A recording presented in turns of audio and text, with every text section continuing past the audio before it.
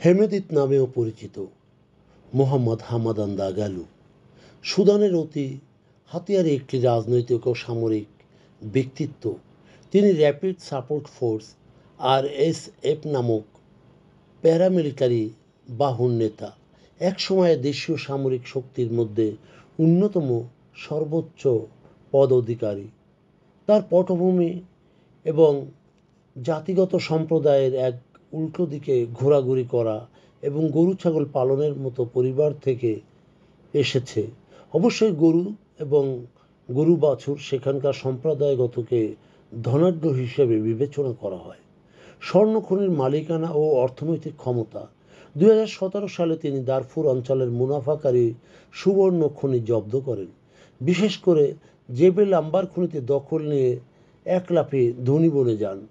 তার পরিবার ও ঘনিষ্ঠ পারিবারিক কোম্পানি যেমন আল জুনায়েদ মাল্টি অ্যাক্টিভিটিস কং অথবা আল গুন্ডে এই স্বর্ণখনির নিয়ন্ত্রণ ও ট্রেডিং ঘিরে রয়েছে। এই খনিগুলিকে রপ্তানি ও অনিয়মিত সোনা রপ্তানির কারণে তিনি ও তার সংগঠন বড় মাপের আর্থিক লাভ অর্জন করেছে। এই অর্থ তাদের সামরিক ও রাজনৈতিক শক্তি গঠনে ও গুরুত্বপূর্ণ ভূমিকা পালন করেছে। সুদানের বিপর্যয়ের তার ভূমিকা। হেমেদিত তার নেতৃত্বাধীন RSF এখন সুদানের এক প্রধান শক্তি হিসাবে কাজ করছে, যা সামরিক বাহিনীর SAF এর পাশাপাশি অথবা তার বিরুদ্ধে কার্যকর ভূমিকা নিয়েছে।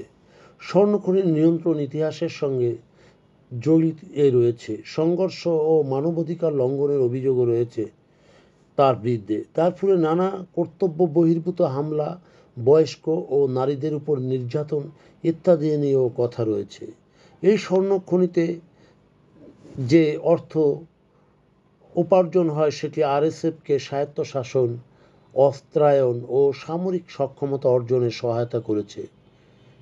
না, সুদানের স্থিতি ও শান্তির জন্য এটি নেতিবাচক প্রভাব ফেলেছে।